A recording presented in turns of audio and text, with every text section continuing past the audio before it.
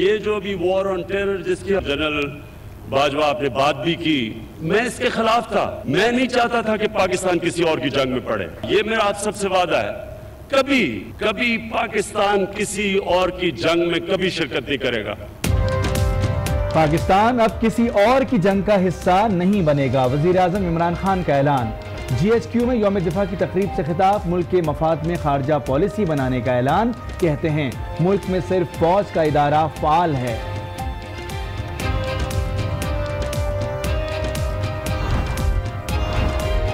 पैगंबरों के बाद शहीदों का सबसे बड़ा दर्जा है। वजीर आजम इमरान खान की शोधा को खराज अकीदत, इंटेलिजेंस इदारों की तारीफ। सिविल मिलिट्री ताल्लुकात में कशमकश की खबरें अफसाना करार दे दी। मुल्क की यकजहती, इस्तेहकाम और तरक्की के लिए जमहूरियत का तसलसल बहुत ज़रूरी है, लेकिन जमहूरियत जमहूरी रवैयों, आइन और कानून की बालादस्ती और इदारों की मजबूती के बगैर पनप नहीं सकती। हमारी दूसरी जंग भूख, अफलास, गुर्बत और नाखवानदगी के खिलाफ भी इसी तेजी से जारी रहनी चाहिए।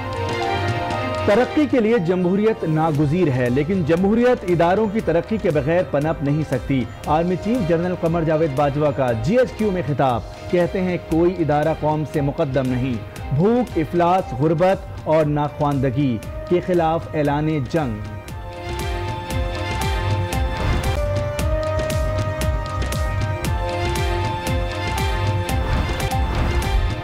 खुफिया इदारे किसी भी मुल्क की नादीदा कुव्वत होते हैं। ISI ने दुनिया भर में अपना लोहा मनवाया। DG ISI general Naveed Mukhtar की यादगार शोहदा पर हाजिरी, फूल चढ़ाए, शोहदा के लवाहिकीन के साथ खड़े रहने का अज़्म।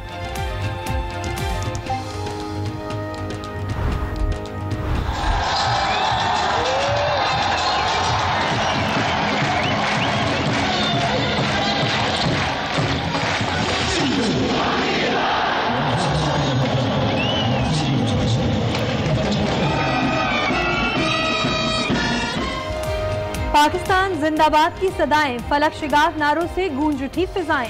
वाघा बॉर्डर पर कौमी परचम उतारने की बावकार तकरीब, रेंजर्स जवानों की शानदार परेड, हाजरीन का लहू गरमा दिया।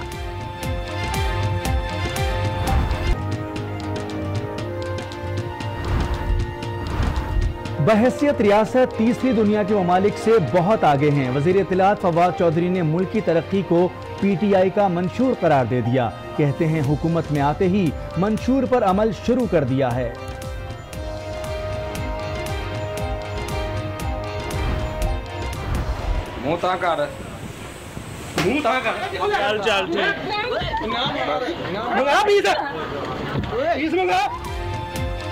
लाहौर के दुकानदार हवलदार बन गए, कानून हाथ में ले लिया। खवातीन को पकड़कर चोरी का इल्जाम लगाया, डंडा उठाया और तशद्दुद का निशाना बना डाला। वीडियो मंजर आम पर आई तो पंजाब हुकूमत भी हरकत में आई। वजीर आला उस्मान बज़दार का नोटिस, मुल्ज़िमान की गिरफ्तारी के अहकामात जारी कर दिए।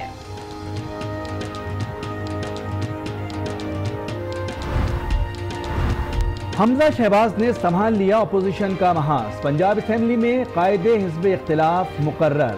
स्पीकर परवेज इलाही ने तहरीरी ऑर्डर जारी कर दिया। इसाक डार मामूली मुल्जिम नहीं, उन्हें हर सूरत वापस लाना होगा। चीफ जस्टिस ने साबिक वजीर खजाना की वतन वापसी के लिए हर मुमकिन इक़दामात का हुक्म दे दिया। डार की अदम पेशी पर संगीन नताइज की तंबीह, एक तरफा कार्रवाई का इंदिया दे दिया। इसाक डार को ऐसी चुक पड़ी है कि मामला ही चुका गया। चीफ जस्टिस के रिमार्क्स। एक एक डैम तामीर करके देंगे, पहले ही ताखीर हो चुकी है। 3 साल में एक एक दिन का हिसाब लिया जाएगा। चीफ जस्टिस के रिमार्क्स। घड़ोचा डैम की तामीर के लिए पंजाब काबीना से मंजूरी लेने की हिदायत कर दी। सुप्रीम कोर्ट का पानी के शेयर का मामला खुद तय करने का फैसला।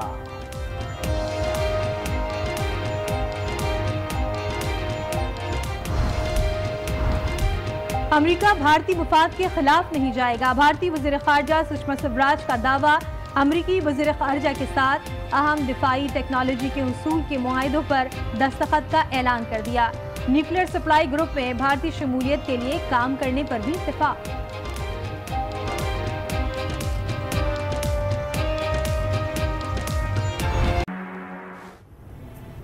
वज़ीर-ए-आज़म इमरान खान ने आइंदा कभी किसी गैर की जंग का हिस्सा ना बनने का ऐलान कर दिया। GHQ में तकरीब से खिताब के दौरान वज़ीर-ए-आज़म का कहना था कि दूसरों की जंग में हिस्सा लेने से हमारे अपने मुल्क में दहशतगर्दी हुई। पाकिस्तान किसी और की जंग में पड़े, लेकिन जब, और इंशाअल्लाह ये मेरा आप सबसे वादा है, कभी पाकिस्तान किसी और की जंग में कभी शिरकत नहीं करेगा। हमारा काम है हम अपने लोगों के लिए खड़े हों, और हमारी फॉरेन पॉलिसी भी इंशाअल्लाह वो होगी जो हमारे पाकिस्तानियों की बेहतरी में होगी।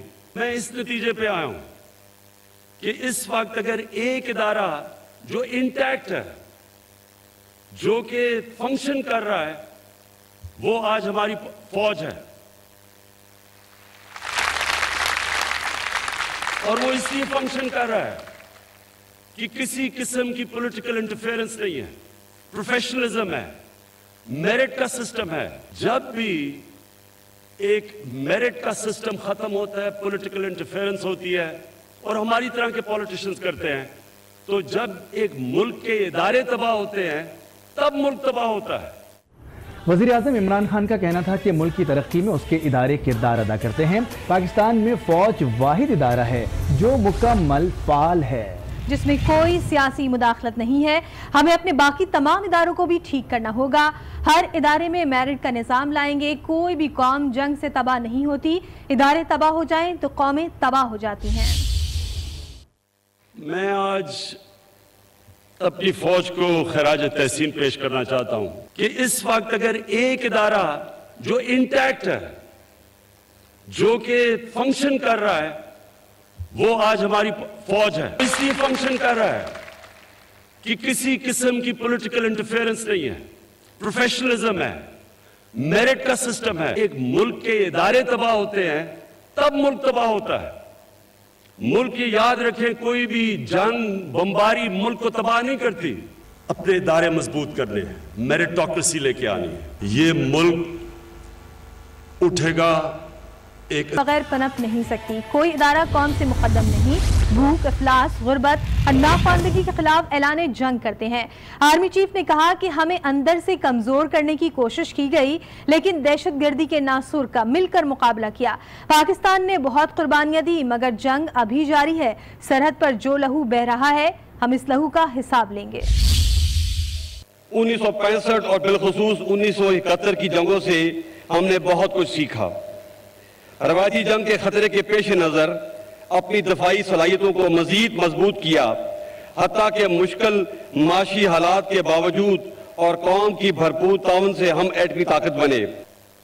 हम अपने इन अजीम शहीदों की कुर्बानियों को कोई दुनियावी बदल तो नहीं दे सकते, मगर मैं आपको यकीन दिलाता हूँ कि इनका खून रायगा नहीं जाएगा और हम पाकिस्तान को अमन का गहवारा बना के दम लेंगे। लहू जो सरहद पे बह चुका है, लहू जो सरहद पे बह रहा है, हम इस लहू का हिसाब लेंगे। पिछली 2 दिहाइयों में बहुत से मुश्किल दौर से गुजरे हैं। हमने बहुत सी कुर्बानियां दी हैं, मगर काम अभी खत्म नहीं हुआ। जंग अभी जारी है। अभी हमें दायमी अमन की असल मंजिल पर पहुंचना है। इस जंग में तकरीबन 76,000 से ज्यादा पाकिस्तानी शहीद और जख्मी हुए। मुल्क की तामीर और तरक्की को यकीनी बनाना है और उसे उस मकाम तक पहुंचाना है जहां दुश्मन दोबारा हमें मैली नजर से ना देख सके। याद रखिए, इस जंग के साथ साथ हमारी दूसरी जंग भूख, अफलास, गुर्बत और नाखवानदगी के खिलाफ भी इसी तेजी से जारी रहनी चाहिए। मुल्क की यकजहती, इस्तेहकाम और तरक्की के लिए जमहूरियत का तसलसल बहुत जरूरी है, लेकिन जमहूरी रवैयों, आइन और कानून की बालादस्ती और इदारों की मजबूती के बगैर पनप नहीं सकती। कोई फर्द इदारे से और कोई इदारा कौम से मुकद्दम नहीं, और जल्द अज जल्द अक़वाम आलम में कायद-ए-आज़म की विजन के मुताबिक अपना जायज़ बगैर पनप नहीं सकती। कोई इदारा कौम से मुकद्दम नहीं। भूख, अफलास, गुर्बत और नाख्वानदगी के खिलाफ ऐलान जंग करते हैं। आर्मी चीफ ने कहा कि हमें अंदर से कमजोर करने की कोशिश की गई, लेकिन दहशतगर्दी के नासूर का मिलकर मुकाबला किया। पाकिस्तान ने बहुत कुर्बानियां दी, मगर जंग अभी जारी है। सरहद पर जो लहू बह रहा है, हम इस लहू का हिसाब लेंगे। 1965 और बिलखुसूस 1971 की जंगों से हमने बहुत कुछ सीखा। रवायती जंग के खतरे के पेश नजर अपनी दफाई सलाहियतों को मजीद मजबूत किया, हत्ता के मुश्किल माशी हालात के बावजूद और कौम की भरपूर ताउन से हम एटमी ताकत बने। हम अपने इन अजीम शहीदों की कुर्बानियों को कोई दुनियावी बदल तो नहीं दे सकते, मगर मैं आपको यकीन दिलाता हूं कि इनका खून रायगा नहीं जाएगा और हम पाकिस्तान को अमन का गहवारा बना के दम लेंगे। लहू जो सरहद पे बह चुका है, लहू जो सरहद पे बह रहा है, हम इस लहू का हिसाब लेंगे। पिछली 2 दिहाइयों में बहुत से मुश्किल दौर से गुजरे हैं। हमने बहुत सी कुर्बानियां दी हैं, मगर काम अभी खत्म नहीं हुआ। जंग अभी जारी है। अभी हमें दायमी अमन की असल मंजिल पर पहुंचना है। इस जंग में तकरीबन 76,000 से ज्यादा पाकिस्तानी शहीद और जख्मी हुए। मुल्क की तामीर और तरक्की को यकीनी बनाना है और उसे उस मकाम तक पहुंचाना है जहां दुश्मन दोबारा हमें मैली नजर से ना देख सके। याद रखिए, इस जंग के साथ साथ हमारी दूसरी जंग भूख, अफलास, गुर्बत और नाखवानदगी के खिलाफ भी इसी तेजी से जारी रहनी चाहिए। मुल्क की यकजहती, इस्तेहकाम और तरक्की के लिए जमहूरियत का तसलसल बहुत जरूरी है, लेकिन जमहूरी रवैयों, आइन और कानून की बालादस्ती और इदारों की मजबूती के बगैर पनप नहीं सकती। कोई फर्द इदारे से और कोई इदारा कौम से मुकद्दम नहीं और जल्द अज जल्द अक़वाम आलम में कायद-ए-आज़म की विजन के मुताबिक अपना जायज़